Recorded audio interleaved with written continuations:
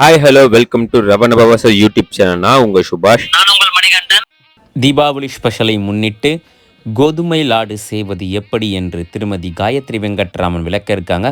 வாங்க இப்போ நம்ம வீடியோக்குள்ளே போய் பார்ப்போம். வணக்கம், நான் காயத்ரி வெங்கட்ராமன்.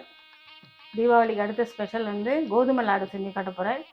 கோதுமை லாடு எப்படி செய்யலாங்கிறத பார்க்கலாம். கோதுமை லாடுக்கு கோதுமை இதேமாரி கடையில் கோதுமையோ ரேஷன் கோதுமையோ எதாக இருந்தாலும் வாங்கி நல்லா களைஞ்சி 3-4 தடவை களைஞ்சி ஃபேனில் காய வச்சுட்டு நம்ம வானலியில் நல்லா இழுப்பச்சட்டியில் ட்ரை ரோஸ்ட்டு வாசனை வர வரைக்கும் வறுத்து மிஷினில் கொடுத்து மாவாக அரைச்சி வச்சுருக்கேன். நம்ம நிறையா தீபாவளிக்கு எப்படியும் பண்ணுவோம், அதனால் ஒரு டம்ளருங்கும் போது போகாது. மிஷினில் கொடுத்து அரைச்சா தான் நைஸாகவும் கிடைக்கும். அதனால் நான் 1/2 கிலோ மாவு மாதிரி அரைச்சி இப்போ உங்களுக்கு காட்டுறதுக்கோசரம் இதால் 1 டம்ளர் மாவு வறுத்து அரைச்ச மாவு.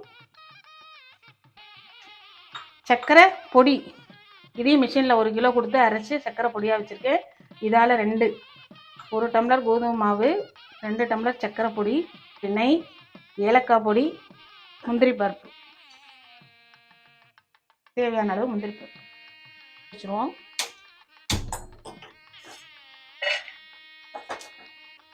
இப்போ சட்டி சூடாகட்டும்.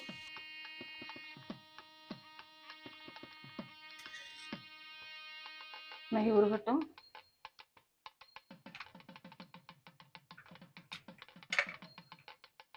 இந்த முந்திரி பருப்பு நல்லா சின்னதாக பிடிச்சி பண்ணல தான் உருண்டை பிடிக்கும் போது வெளியில் விழுந்துடாது.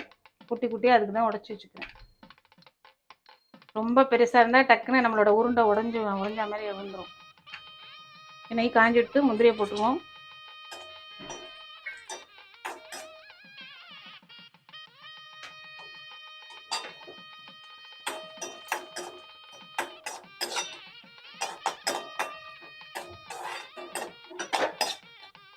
சவுந்துட்டு எடுத்துருவோம்.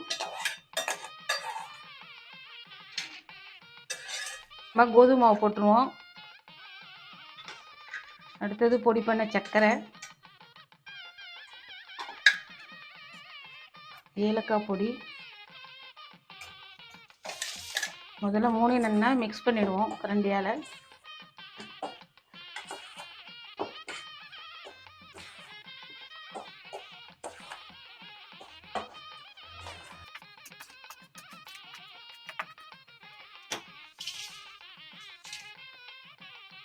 இப்போ அடுப்பில் நெய் காய வைப்போம். அந்த வச்சுருக்கிற நெய்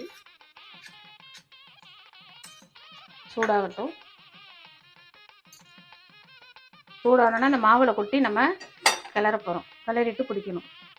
மிக்சியில் ஒரு ஓட்டு ஓட்டிட்டு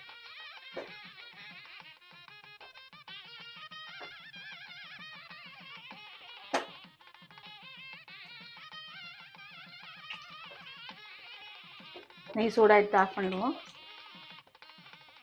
மாவில் கொட்டிடுவோம்.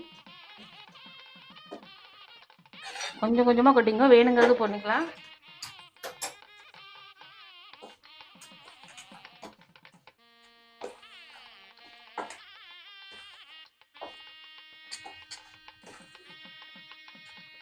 கிளறிட்டு இப்போது மிக்சியில் போட்டு எல்லாத்தையும் ஒன்றா ஒரு சுற்றிடுவோம். சர்க்கரை, நெய், கோதுமை மாவு, ஏலக்காய் எல்லாம் ஒரே மாதிரி சேர்ந்து வரும். நெய் நம்மளுக்கு நெய்யும் நிறையா செலவாகாது. வேணுன்னா கொஞ்சம் அப்புறம் வேணால் விட்டுக்கலாம். ஒன்று ஒன்றா தனித்தனியாக இருக்கா மாதிரி இருக்கும். நம்ம மிக்சியில் போட்டு ஒரு ஓட்டு ஓட்டிடுவோம்.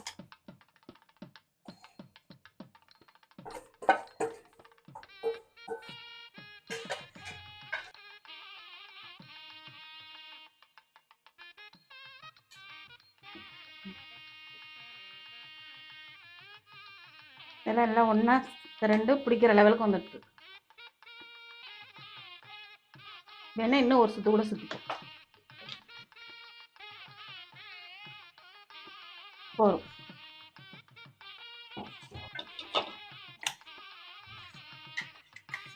இதில் எல்லாம் ஒன்றா 2 உருட்டுற அளவுக்கு வந்துடுது பாருங்க.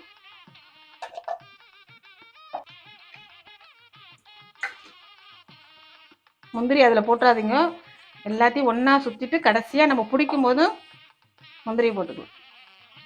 இப்போ இந்த சூட்டுலேயே நம்ம பிடிச்சிடுவோம். நிறைய நெய் செலவாகாது பாருங்க. இதில் பாலெல்லாம் விடாதீங்க. பாலெல்லாம் விடக்கூடாது. பாலில் விட்டால் சீக்கிரமே 1 நாள்லேயே 2 நாள்லேயே உங்களுக்கு வீணாயிடும். நீங்கள் இதே மாதிரி மிக்சியில் போட்டு ஒரு சுற்றி பண்ணினேன்னா நெய்யும் செலவாகாது, உருண்டையும் நம்மளுக்கு நல்லா அழுத்தி பிடுக்க வரும். நல்லா ஒரு 15 நாள் வரைக்கும் வச்சுன்னு சாப்பிடலாம் நம்ம.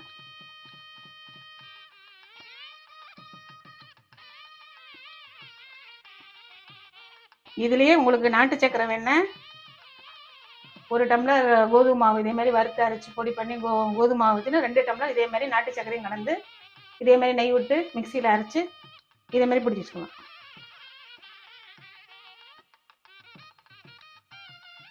நீங்களும் இதே மாதிரி கோதுமை லாடு தீபாவளிக்கு செஞ்சு எப்படி இருக்குங்கிறத கமெண்ட் பாக்ஸ் கமெண்ட் பண்ணுங்க. ஹாப்பி தீபாவளி.